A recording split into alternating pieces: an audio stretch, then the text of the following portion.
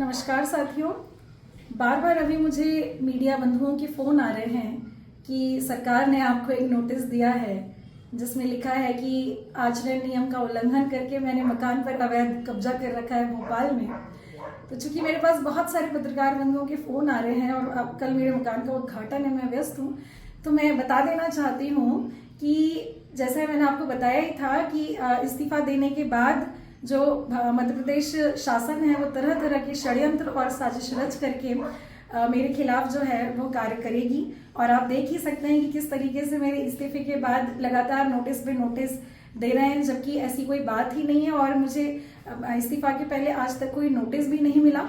और इस संदर्भ में यही कहना चाहूंगी कि मेरा जब ट्रांसफर नवंबर में भोपाल से छतरपुर हुआ तो मुझे 4 महीने तक छतरपुर पर आवास आवंटित ही नहीं हुआ। मैं अपने परिवार के साथ रेस्ट हाउस में रहती थी, तो ऐसे में जब 4 महीने तक मेरा साढ़े चार महीने तक जब आवास नहीं था तो मेरा सामान कहाँ रहेगा। तो मेरा सामान जहाँ मेरी उसके पहले की पदस्थापना थी उसी घर में रहेगा। तो मेरा सामान इसीलिए भोपाल में रखा था। अब जब मुझे छतरपुर में मेरा मकान अलॉट हुआ तो हम अपना सामान लेकर के जा रहे हैं, लेकिन अब तो मैंने इस्तीफा ही दे दिया है, तो अब तो इस मकान का कोई प्रश्न ही नहीं है। और मैं बताना चाहूंगी, शासन की नीतियों को देखिए और शासन का रवैया देखिए कि भोपाल के शासकीय आवासों में कई लोग बिना आवंटन के जो हैं वो सरकार के नुमाइंदे और बहुत सारे लोग जो हैं बिना अलॉटमेंट के वहां रह रहे हैं, उन पर कोई प्रश्न चिन्ह नहीं उठाता और अवैध रूप से वो रह रहे हैं, उनको संरक्षण मिल रहा है। तो आप शासन की नीतियों को देख सकते हैं कि किस तरीके से मुझे जो है वो जानबूझ करके परेशान किया जा रहा है।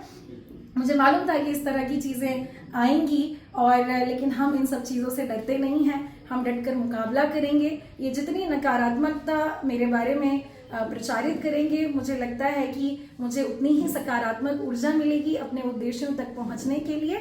इसीलिए मैं सभी मीडिया बंधुओं को और सभी को बताना चाहती हूं कि जब मुझे इस नौकरी से ही मोहब्बत नहीं है तो मुझे उस आवाज से क्या होगा।